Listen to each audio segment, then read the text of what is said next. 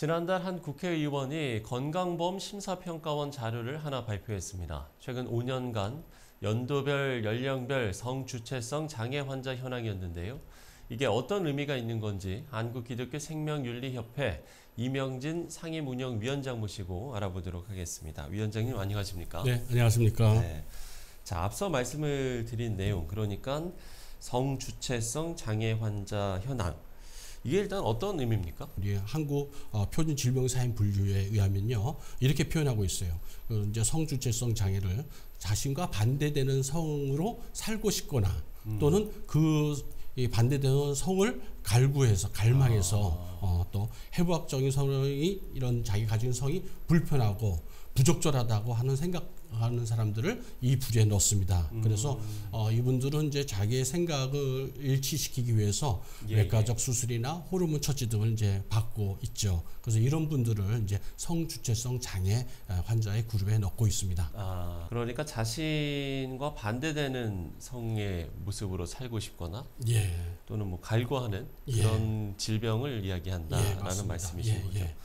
이런 자료는 처음 보는 것 같은데요, 맞습니까? 네, 이런 자료들은 이제 그동안 우리가 발표가 되지 않았었죠. 그러다가 이제 이번에 이제 한 국회의원이 발표를 했는데, 이런 그 발표의 내용을 통해서 저희들이 이제 이렇게 주제를 가지고 토론을 하고 논의를 하는 것은 이런 그 자료가 의미하는 것이 무엇인가, 그것을 잘 분석해서 특히 크리스천들이 어떻게 대응하고 또 우리가 어떤 방향으로 이런 것들을 성경적 가치관을 구현할 것인가, 이런 것을 이제 저희들이 만드는 것이 중요하지 않을까. 그래서 이런 자리가 있는 것 같습니다. 눈여겨봐야 할 부분이 해마다 증가 수치를 보이고 있다는 것 같은데요, 어떻습니까? 우리나라 같은 경우는 지난 5년 동안 한 10,000명 정도가 이런 이 진료를 받은 것으로 이제 발표가 되고 있는데요. 이제 요 숫자들은 실제로는 그 의료보험에 해당되는 분들이죠. 그러니까 이제 우리나라는 국민건강보험 제도가 있지 않습니까? 그래서 그것이 이게 합당한 질병이다 인정이 되면은 보험 혜택을 받게 돼 있어요. 이제 그 보험 혜택을 받는 분들이 이제 요 한 10,000명 정도 되시는 분들이고, 그러면 이제 또 궁금한 게 과연 우리나라에서 이런 성주체성 장애를 가진 그런 분들이 얼마나 되는가 궁금하기도 하죠. 우리나라 인구가 한 5,200만 정도 된다고 생각하면 한 5만 정도는 되지 않을까 하는 추정이 가능합니다. 근데 아직까지는 저희 나라는 외국보다는 좀 적은 편이긴 하지만은 문제는 이런 통계를 통해서 알다시피 점점 숫자가 늘어나고 있다는 게 이제 저희에게 관심되는 부분이고요.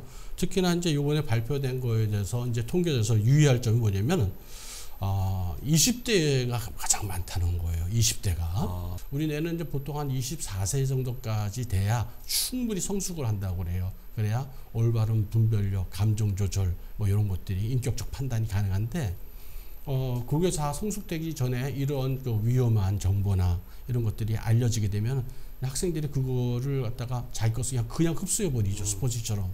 이게 잘못된 판단을 하게 되는 거죠. 지금 20대가 제일 많고 30대, 10대 일이 많다는 것은 아마 그 시기에 있는 사람들이 그런 잘못된 교육을 받은 결과로 나온 걸로 보고 있습니다. 결국에는 이런 이슈들, 이런 문제들이 보편화되거나 일반화되는 것에 대한 우려도 나오고 있기 때문에 이 문제를 우리가 그냥 이렇게 지나쳐서는 안 될 것 같다는 생각이 들어요. 메릴랜드라는 조그만 주에 몽고메리의 시가 있어요. 거기 젠더 교육이나 포괄적 교육을 집중적으로 했나 봐요. 그랬더니 이제 2년 동안에 트랜스젠더 중고등학생들이 11배나 증가를 합니다. 이런 추세를 봐서 이 문제가 교육에 있지 않았나. 교육 중에서 어떤 내용이냐, 그 문제인데 바로 젠더 교육, 젠더를 이렇게 집어넣는 거죠. 강요하고 그것이 맞다고 가르쳐 주는 거예요. 그러니까 내 마음대로 내 성을 마음대로 할 수가 있어. 이렇게 해놓으니까 아이들이 혼란이 오는 거예요. 그러면서 이제 내 마음대로 이제 내가 뭐 반대 성의 소름을 내가 맡겠다. 그러니까 돈이 되니까 이제 마구 이제 그걸 갖다 주입하는 이제 의사들도 있고 의료기관이 있고, 그러니까 그 피해가 너무 심각합니다. 반대되는 성을 갖다가 계속적으로 주입하니까 어떨 때는 생명에 위협되는 그런 합병증도 많이 나와요. 그리고 뭐 우리 대사질환도 많고 호르몬만 해도 이렇게 심각한 합병증이 너무나도 많습니다. 뿐만 아니라 수술을 하게 되면 이제 끝나느냐? 그렇지 않다는 것이죠. 예. 수술 후에 합병증이 너무나도 많은 거예요. 유지하고 관리하기가 너무 힘들어요. 그래서 이런 것들을 충분히 알고 판단해야 되는데 청소년 시기에는 이게 안 되거든요. 예. 그러니까 이제 뭐 나는 뭐 그러니까 청소년 시기에 자기가 함부로 수술을 받거나 하지 못하잖아요. 우리나라 같아서는. 그러니까 이제 뭐 자기가 돈을 모은다는 거예요. 어떤 학생들은.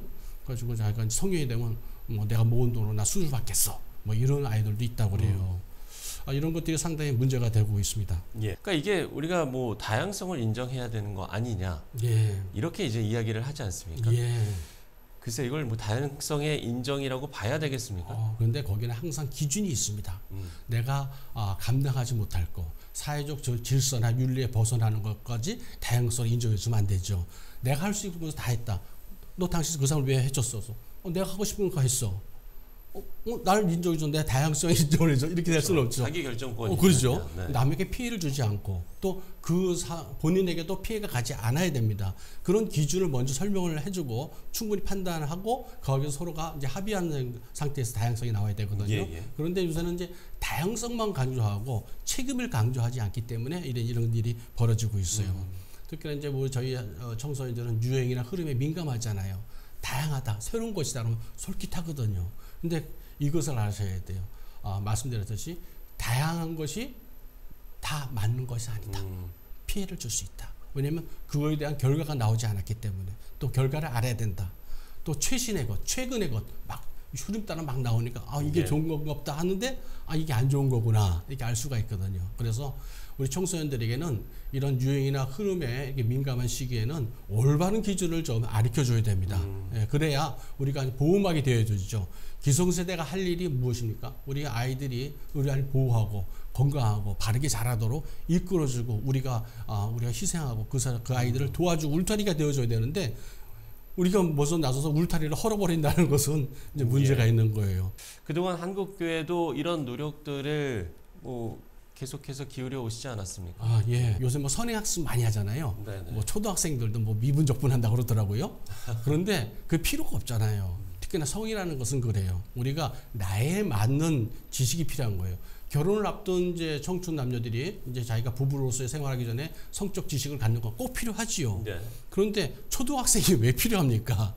그들에게는 성에 대한 올바른 가치관, 절제, 윤리, 성품 이런 것들이 중요한 겁니다.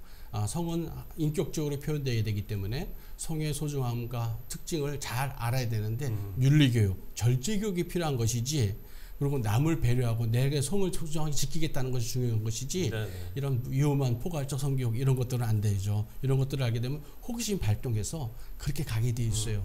요새 너무 흥미 위주로 나가서 유튜브나 틱톡이나 이런 데 보면요. 성인들만 알아야 될 거 그런 내용을 뭐 여과 없이 막 내보내고 있어요. 그동안 우리가 뭐 15세, 19세 뭐 이렇게 기준을 두었잖아요. 그 네. 기준을 둔 이유가 바로 우리 아이들을 이런 위험에서 보호하기 위해서 그러거든요.